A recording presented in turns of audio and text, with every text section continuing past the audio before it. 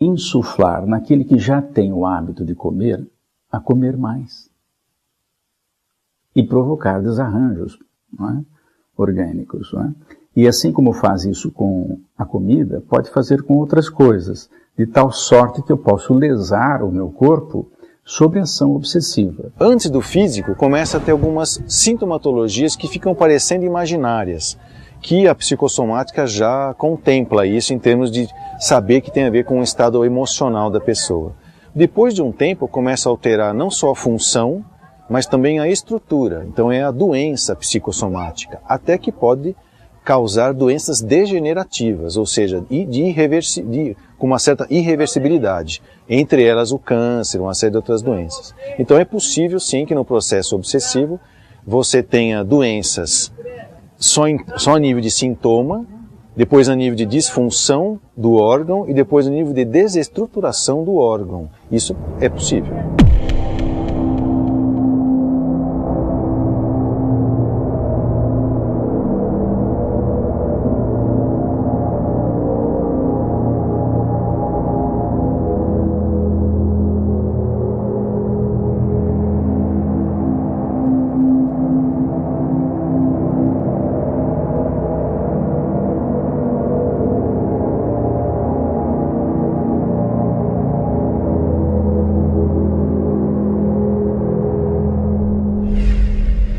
Mais do que se permitir ser obsediado, podemos colaborar com o processo. O que seria a auto-obsessão? Por incrível que pareça, a própria pessoa pode se auto-obsidiar. De que maneira isso acontece? Pessoas que têm baixa autoestima, pessoas que não se conhecem o suficiente, pessoas que são muito autocríticas, pessoas que não fazem aquilo que deveria ser feito por si próprias. Elas têm um processo de entrar pelos seus próprios pensamentos e sentimentos, porque se nós formos observar quais são as causas da obsessão, muitas vezes estão na origem de nossas outras existências. Às vezes nós já trazemos dificuldades de temperamento ou algumas ideias fixas, ou algumas questões depressivas, ou ainda questões de intolerância, às vezes uma irascibilidade. Então são pontos em que muitas vezes nós nos atormentamos e nem damos espaço para que outros venham fazer parte desse campo auto-obsessivo. Então, ela tem alguma culpa que não foi resolvida, que pode ser de uma vida passada ou da vida presente, e essa culpa faz com que ela tente eliminar o erro mental através da autopunição. Então, nesse momento, ela está sendo obsessora de si mesma. A maior autoobsessão que nós temos entre nós mesmos é ressentimento, né? Principalmente ressentimentos de coisas do passado, né? E a gente fica preso às coisas do passado por medo, por culpa, por raiva, por perdas, coisas que ficaram lá atrás, eu fico preso, eu fico sentindo de novo, por isso que chama-se ressentimento. É claro que nós nos aproximamos deles e eles se aproximam de nós por um processo de atração. Nós os atraímos porque essas são nossas preferências, ou eles também se sentem atraídos por nós devido a situações do passado, a estarmos no mesmo nível vibratório, na mesma frequência vibratória, no mesmo tipo de pensamento. Há então uma afinização. Nada acontece assim por acaso. O que está acontecendo é porque foi provocado por nós mesmos, nós nos precipitamos, nós fizemos opções errôneas, erradas, escolhas que não deveríamos ter feito, e de repente nós estamos enredados em situações extremamente complexas. São estes espíritos que muitas vezes rondam, aproximam-se de nós e que nós vamos tentar resolver essas desarmonias. Deus permite porque é uma experiência para nós. Então, não há como culpar o obsessor da minha obsessão. Eu tenho que eliminar em mim aquilo que atrai o espírito. Eu tenho que fazer uma quantidade de bem maior do que de mal. Por quê? Mal e bem, segundo Allan Kardec, no Livro dos Médiuns, bem e mal são incompatíveis. Eles não se suportam. Então, façamos o bem. Como funcionam os tratamentos de desobsessão realizados em centros espíritas?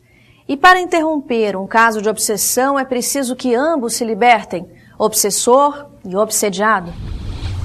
A causa das obsessões é sempre a imperfeição moral, que dá acesso, que dá possibilidade ao assédio de um espírito mau, de um espírito que queira prejudicar alguém ou esteja visando uma pessoa especialmente. Quando a gente fala de obsessão, nós estamos falando de uma influência espiritual negativa na vida de alguém.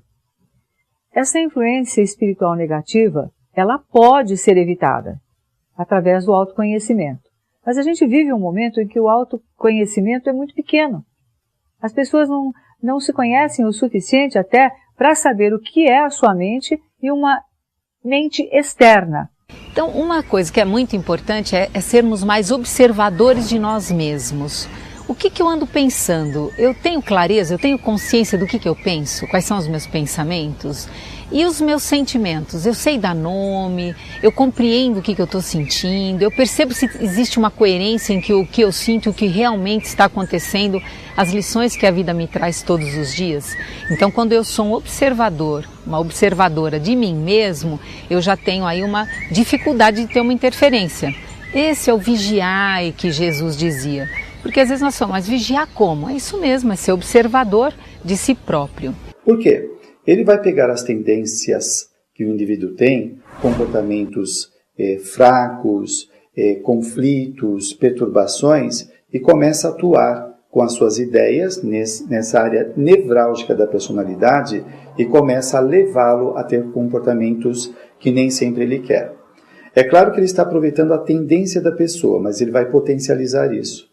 E quando nós nos conhecemos, então nós vamos perceber, espera aí, estou sentindo alguma coisa que não faz parte da minha vida. Os pensamentos, emoções, está havendo alguma influência. Então a pessoa pode, com a mudança de pensamento, de atitude, afastar o obsessor. À medida que a pessoa trabalha no autoconhecimento e diz, isso é meu, isso não é meu, eu não penso dessa maneira, ela começa a oferecer um trabalho a mais para uma entidade que lhe impõe algum tipo de sofrimento.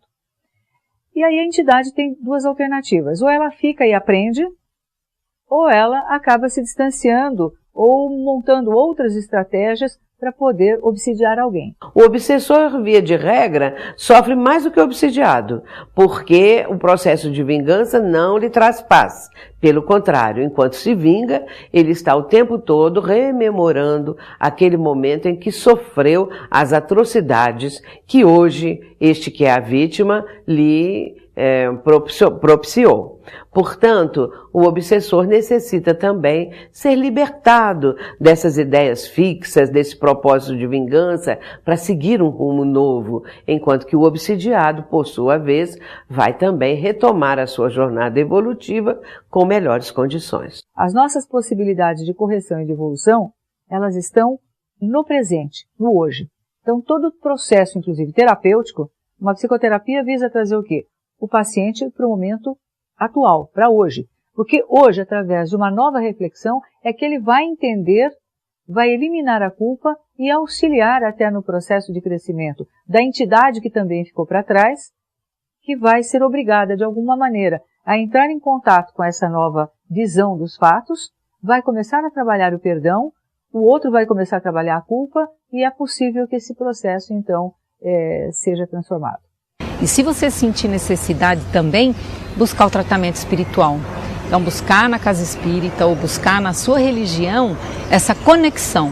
Inclusive, quando a pessoa recorre ao centro espírita, imediatamente, se a casa espírita é uma casa espírita séria e tem ali um trabalho mediúnico sério, esse espírito obsessor será acolhido nesse grupo mediúnico, será esclarecido, será mostrado para ele que ele não deve continuar operando essa obsessão e ele vai verificar que numa existência passada foi ele que acionou o gatilho daquele entreveiro, de forma que a casa espírita ela pode auxiliar e muito, oferecendo à pessoa conhecimentos, ações que possam ajudá-la a se defender dessas obsessões. Não precisa ser tradicionalmente naquela forma que se entende a obsessão, já que o obsediado está realmente com desvios sérios. Aí precisa de uma reunião específica, conhecida como reunião de desobsessão, que tem até uma obra de André Luiz que orienta muito isso, psicografada por Chico Xavier. Mas qualquer atitude, um diálogo fraterno, uma conversa positiva, é um ato de desobsessão que a Casa Espírita, como escola, ambulatório e hospital, está sempre muito em condições de atender a qualquer um que se encontre nesse fato. Na verdade, todos nós somos obsediados. O próprio Chico dizia que podia ser obsediado várias vezes por dia, então nós estamos sempre passivos disso, daí a necessidade do orar e vigiar, e uma casa espírita é sempre um local que é muito útil nesse sentido. Para quê? Já que os canais estão aí, os canais de intercâmbio com a espiritualidade, que você possa eleger, que você possa conscientemente escolher o campo de influência na sua vida. Então, através do seu anjo da guarda, se você acredita, do seu protetor, ou dos protetores, ou dos santos de devoção, enfim, através dessas conexões, aí sim, um campo protetor para você levar a bom termo a sua jornada evolutiva. Considerando-se ser a obsessão o resultado de débitos que contraímos em existência anterior, ou mesmo na atualidade, a libertação do fenômeno obsessivo dá-se através da psicoterapia da doutrina espírita, os recursos notáveis da fluidoterapia, e entre esses recursos extraordinários, a mudança moral do paciente.